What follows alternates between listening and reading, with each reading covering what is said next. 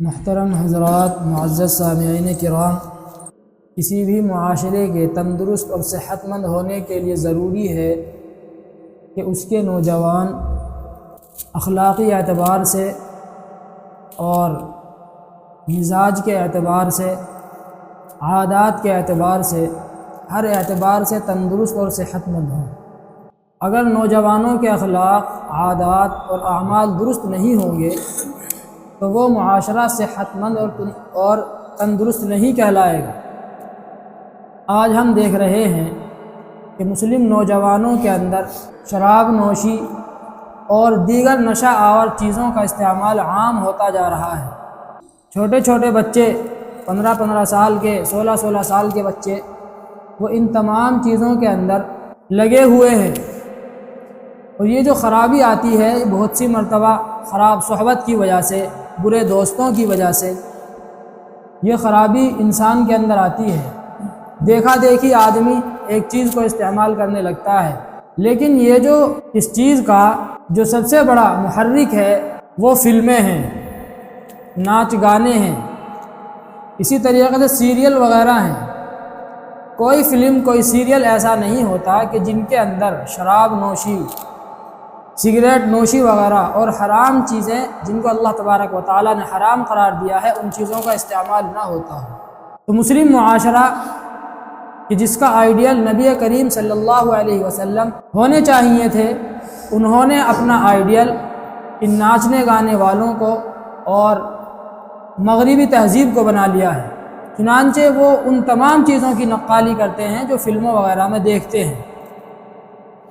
وہ اپنے آپ کو اس طریقے کا بنانا پسند کرتے ہیں، اور اس طریقے کا پہناوا اور اس طریقے کا کھان پین، اس طریقے کا رہن سہن، اس طریقے کی عادتیں، اخلاق اختیار کرنے کو اپنے لیے ترقی کا باعث سمجھتے ہیں جو وہ فلموں کے اندر دیکھتے ہیں۔ تو یہ شراب نوشی، سگریٹ نوشی، بیڑی پینا وغیرہ، تمباکو نوشی، یہ تمام چیزیں فلموں وغیرہ سے ہمارے معاشرے کے اندر آ رہی ہیں۔ تو اس کے اوپر کنٹرول کرنے کی ضرورت ہے۔ والدین کو اس کے اوپر توجہ دینے کی ضرورت ہے۔ والدین کی غفلت اور ان کی سرد مہری کی وجہ سے بچے ہاتھوں سے نکل رہے ہیں اور ان کا مستقبل خراب ہو رہا ہے۔ تو والدین کو ان تمام چیزوں کی طرف توجہ دینے کی ضرورت ہے۔ قرآن کریم کے اندر اللہ تبارک و تعالیٰ نے ارشاد فرمایا، یا ایھا الذین آمنوا انما الخمر والمیسر والانصاب والازلام رجس من عمل الشیطان فاجتنبوہ لعلکم تفلحون۔ اے ایمان والو، شراب، جوا، بت وغیرہ یہ تمام چیزیں یہ شیطانی عمل ہیں، تم ان سے بچو، اپنے آپ کو بچاؤ تاکہ تم کامیاب ہو جاؤ۔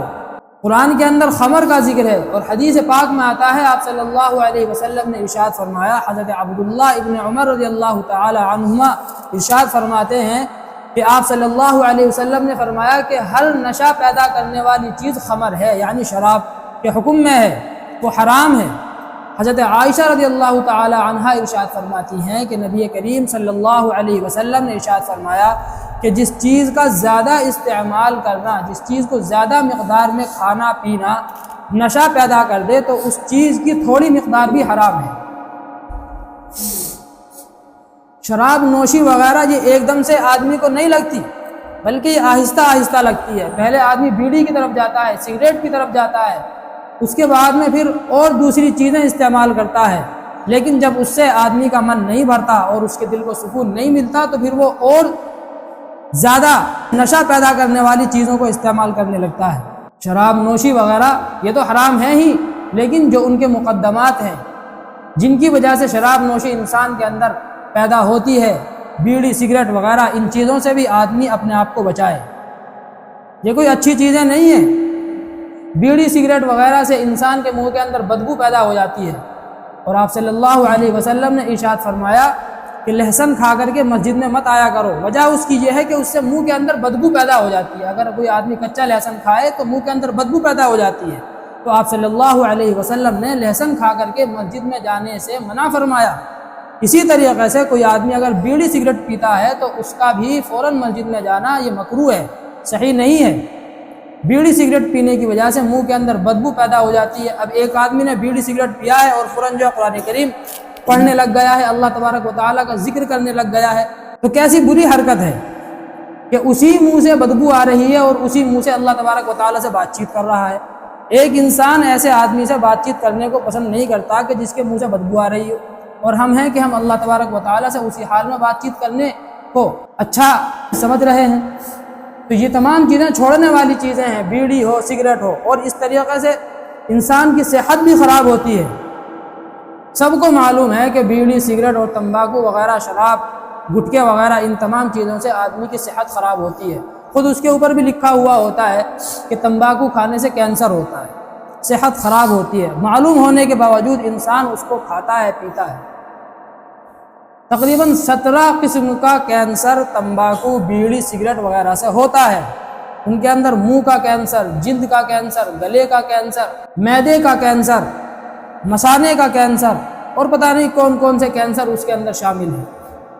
اب یہ ضروری نہیں ہے کہ ایک دم سے آدمی نے بیڑی پیو اور فوراً کینسر ہو جائے، آہستہ آہستہ اس کے اثرات ہوتے ہیں، اور اگر نہ بھی ہو تو بھی یہ کوئی اچھی چیز نہیں ہے۔ صحت تو پھر بھی خراب ہوتی ہے، آدمی کا خون جو ہے خراب ہو جاتا ہے، پتلا ہو جاتا ہے، کالا ہو جاتا ہے۔ تو ان تمام چیزوں سے بچنے کی ضرورت ہے۔ یہ اسلام کی تعلیمات نہیں ہیں، یہ فضول خرچی ہے۔ اور قرآن کریم کے اندر اللہ تبارک و تعالیٰ نے فرمایا ان المبذرین کانوا اخوان الشیاطین، فضول خرچی کرنے والے شیطان کے بھائی ہیں۔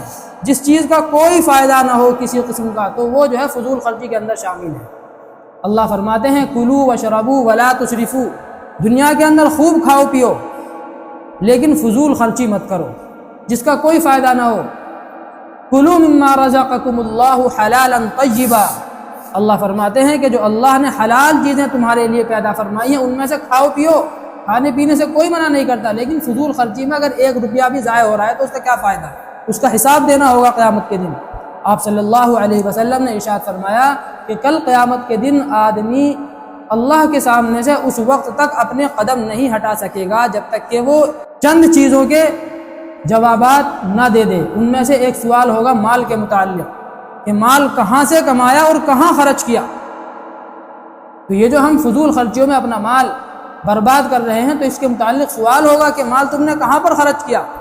دنیا کے اندر بھی اگر والدین نے اپنے بچے کو پیسے دیے اور شام کو اس سے معلوم کرنے لگے کہ بیٹا پیسے کہاں خرچ کیا، اگر اس نے ادھر ادھر پیسے خرچ کیے ہوں گے تو بتلاتا ہوا شرمائے گا، اور اگر صحیح جگہ اس بچے نے پیسے خرچ کیے ہوں گے تو فوراً اپنا سر اٹھا کر کے بتلائے گا کہ میں نے تو فلاں جگہ یہ پیسے خرچ کیے ہیں، میں کوئی کتاب لایا ہوں، قلم لایا ہوں، یا میں نے کھا لیے۔ لیکن اگر الٹی سیدھی جگہ پیسے خرچ کیے ہوں گے تو وہ بتلاتا ہوا ہچکچائے گا، شرمائے گا۔ اسی طریقے سے اللہ تبارک و تعالیٰ کے سامنے معاملہ ہوگا۔ ایک حدیث پاک میں آتا ہے آپ صلی اللہ علیہ وسلم نے فرمایا کہ چند لوگ قیامت کے دن اللہ کے عرش کے سائے میں ہوں گے، ان میں سے ایک وہ نوجوان ہوگا کہ جس کی جوانی اللہ کی عبادت میں گزری ہوگی۔ اللہ نے، آپ صلی اللہ علیہ وسلم نے یہ نہیں فرمایا گا کہ جس آدمی کی عمر اللہ تبارک و تعالیٰ کی عبادت میں گزری ہوگی، بلکہ فرمایا جس کی جوانی اللہ کی عبادت میں گزری ہوگی وہ اللہ کے عرش کے سائے میں ہوگا۔ اس لیے کہ جب آدمی بوڑھا ہو جاتا ہے، اس کے اعضاء کمزور ہو جاتے ہیں، شہوت اس کی ختم ہو جاتی ہے، کسی چیز کی اس کو کوئی خواہش نہیں ہوتی، تو پھر آدمی تھک ہار کر کے اللہ کی طرف رجوع کرتا ہی ہے کہ چلو بھائی اب کچھ نہیں ہو رہا تو چلو ایک مسجد میں جا کر کے پڑھ جاؤ، اللہ کی بات کر لو، 5 ٹائم نماز پڑھ لو۔ اصل تو جب ہے جب کہ آدمی کے اندر طاقت ہو، گناہ کرنے کی اس آدمی کے اندر قوت ہو، لیکن پھر بھی وہ گناہ نہ کرے اور اللہ تبارک و تعالیٰ کی طرف رجوع کرے، اللہ تبارک و تعالیٰ کی بات مانے، اپنے نفس کو کنٹرول کرے، حرام کاموں سے بچے، نشہ آور چیزوں سے، بیڑی سے، سگریٹ سے، گٹکے سے، تمباکو سے، ان تمام چیزوں سے بچے، فلموں سے بچے، ناچ گانے سے بچے، تب ہے کمال کی بات۔ اسی لیے آپ صلی اللہ علیہ وسلم نے فرمایا کہ ایسا نوجوان اللہ کے عرش کے سائے میں ہوگا۔ اس لیے ہمیں اپنے بچوں کے اوپر، خود اپنے اوپر جو نوجوان ہیں ان کو اپنے اوپر توجہ دینے کی ضرورت ہے، اور یہ سمجھنے کی ضرورت ہے کہ آخر ہم کہاں جا رہے ہیں، ہمارے لیے کون سی چیز فائدہ مند ہے اور کون سی چیز ہمارے لیے نقصان والی ہے۔ اللہ تبارک و تعالی ہم سب کو عمل کی توفیق عطا فرمائے۔ وآخر دعوانا الحمد للہ رب العالمین۔